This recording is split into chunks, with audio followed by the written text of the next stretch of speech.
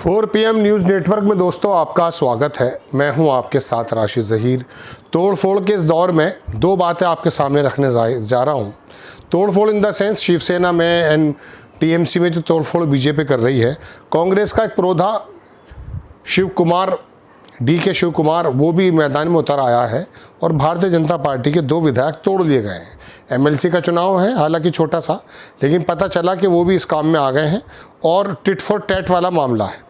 आप खबर देख सकते हैं कि कर्नाटक का जो एमएलसी इलेक्शन है, भाजपा के साथ हो गया खेल। कांग्रेस के पक्ष में पड़े बीजेपी के बड़े वोट। 2 विधायक बताए जा रहे हैं। 4 तो एमएलसी जीत जाएंगे कांग्रेस के, 5वें पर बात फंसी हुई है, 2 कुछ और लोग जीत जाएंगे। उसके अंदर बताया जा रहा है कि सोमशेखर नाम का कोई व्यक्ति है, विधायक भाजपा से हालांकि निकाला गया। दूसरे का बदनाम है हेब्बार, वो कांग्रेस के उम्मीदवार के पक्ष में मतदान कर रहे हैं और वहाँ पर DK शिव कुमार जो है वो इस काम को कर रहे हैं। चलिए खैर, होना ही है। तो जब लोगों को ये बात बुरी लगनी बंद ही हो गई है तो फिर कोई दिक्कत की बात तो है नहीं, वरना पहले तो नैतिकता हुआ करती थी। एक पार्टी से नेता छोड़ करके दूसरी पार्टी में जाता था, मुंह दिखाने लायक नहीं रहता था। अब चूंकि जैसी जनता है वैसी सरकार है। आप खाली और मैं जो बार बार नेताओं को हम ब्लेम करते रहते हैं, ये दरअसल नेता इन्हीं लोगों का प्रतिबिंब है। जिस प्रकार का लोग है ना, जिस प्रकार के लोग हैं, उन्हीं में से तो चुनकर आए हैं। ये पाकिस्तान से आसमान से थोड़ी ना उतरे हैं। अगर जनता के अंदर चोर डकैत बदतमीज वैसे लोग हैं, उपद्रवी, तो उन्हीं में से चुनकर आए वो। भाई शुवेंदु अधिकारी जो है वो भाजपा के नेताओं पे लाठी तो बजा रहा था पहले टीएमसी के साथ मिलकर। फिर जब वो निकाला गया, प्रधानमंत्री ने उसका वीडियो वगैरह तमाम दुनिया की चीज़ें जाहिर की, उसको चोर साबित किया गया। बाद में उसे चीफ मिनिस्टर बना दिया। अब वहाँ के भाजपा के नेता भले इंतज़ार कर रहे हो कि साहब हमारा नंबर आएगा, लेकिन वो तो बिस्वा, शुवेंदु अधिकारी इस टाइप के लोग थोप देते हैं। अजीत पवार जैसे अब तो चले गए दुनिया से। खैर, एक तो बात है ये कि ये तोड़फोड़ की राजनीति में कांग्रेस भी एक्टिव हो गई है कि DK शिव कुमार के पास जब ताकत आती है यार, पैसे के साथ सारा मामला होता तो उनको प्रबंधन का पता होता। तेलंगाना में देखा हमने, हिमाचल में देखा, उस आदमी का उपयोग सही कर रहे हैं राहुल गांधी। खैर, अब बात यह है दोस्तों कि मैं आपको ये बताना चाह रहा था, पिछले एपिसोड में मैंने आपसे वादा भी किया था कि मैं आके आपको बताऊंगा कि विपक्ष को साथ लाने की बात चल रही है। विपक्ष इकट्ठा हो जाए, मोदी जी को हार का सामना करना पड़ जाएगा, ये सब लोग उन्होंने विपक्ष में तोड़फोड़ मचा दी। तो अब राहुल गांधी विपक्ष को अपने कंधे पर लाद कर चलें या कुछ और है? विपक्ष है कहाँ? अभी आप देखें, जून से लेकर 2027 में अगर आप देखें तो 7 या 9 चुनाव हैं कालीबन, 5 और 2 7 जगह। उत्तर प्रदेश में है, उत्तराखंड में है, मणिपुर में है, गोवा में है, गुजरात में है, हिमाचल प्रदेश में है, पंजाब में है। पंजाब में विपक्ष है, केजरीवाल है। उत्तर प्रदेश में अखिलेश यादव है। इन दोनों को अलग रख दो। उत्तराखंड में कौन है विपक्ष में? कांग्रेस और बीजेपी के अलावा कांग्रेस के पास कोई दूसरा विपक्ष नहीं है। गुजरात में कोई दूसरा विपक्ष नहीं है। मणिपुर में कोई दूसरा विपक्ष नहीं है, सिर्फ कांग्रेस है। हिमाचल में सिर्फ कांग्रेस है और अभी गोवा में सिर्फ कांग्रेस है। तो विपक्ष तो वहाँ मौजूद ही नहीं है।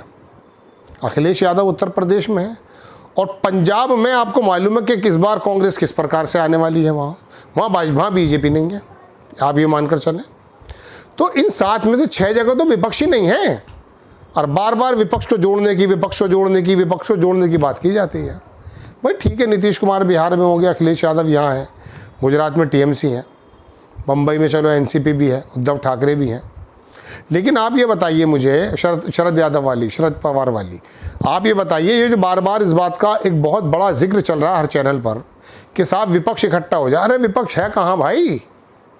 कर्नाटक में अभी पटक नहीं दे रहे हैं, देखो कांग्रेस वाले। भाजपा वहाँ काम नहीं कर पाती है। लिंगायत को जोड़कर आई थी, जेडीएस के साथ बनाई थी, जो भी कुछ हुआ था, लेकिन वहाँ कांग्रेस के अलावा है नहीं। और मैं आपसे अगर यूँ कहूँ, तमिलनाडु में है, वहाँ पर दूसरा विपक्ष है। तो कांग्रेस, आधे भारत में तो कांग्रेस है विपक्ष में। बार बार ये कहा जाना, देखिए झारखंड में इस वक्त है विपक्ष, उत्तर प्रदेश में है, दिल्ली में आप केजरीवाल को मान लीजिए, हरियाणा के अंदर भी कांग्रेस है बड़ी पार्टी। छोटा मोटा विपक्ष एक है, वो हमारे साथ, इनके साथ रहता नहीं है वो। तो ये जो बात जिक्र चलता है विपक्ष इकट्ठा हो जाएगा, 400 सीट जीत जाएंगे, कांग्रेस अकेले ही हर जगह लड़ रही है। कुछ जगहों पे वाकई टीएमसी साथ होनी चाहिए, अखिलेश यादव साथ हो, लेकिन बाद मरतबा साथ होकर भी नुकसान होता है।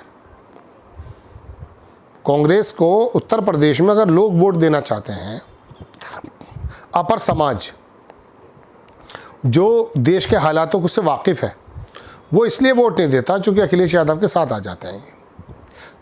2017 में मेरा फेसबुक है, मेरे नाम से है, मैंने उस पर लिखा, जब ये समाजवादी पार्टी का और कांग्रेस का गठबंधन हो गया था, मुलायम सिंह इस बात के ख़िलाफ़ थे, तो मैंने उस पर लिखा कि ये जो 100 सीटें कांग्रेस को दी हैं, दो भाई दो जोड़ी, दो उनकी एक नारा चला था कुछ ऐसा अखिलेश यादव क्या करके, है ना, तो 100 सीटें उन्होंने दरअसल कांग्रेस को दी थी और 300 कुछ सीटों पे खुद लड़े थे। यानी कि 300 कुछ सीटों पर तो कांग्रेस का कैंडिडेट ही नहीं था। कांग्रेस कितनी भी ख़त्म हो, अब तो बहुत ही ख़त्म हो गई खैर उत्तर प्रदेश में, लेकिन इसका 5 से 7% वोट रहता था हर एक सीट पर। पंडितों का वोट था, वो भी बीजेपी में चले गए। अब 5,000 से लेकर 15,000 वोट जो है वो कांग्रेस का रहता था। परंपरागत वोट उसको बोलते थे। अब तो वो मैं कह रहा हूँ ख़त्म हो गया, लेकिन तब था।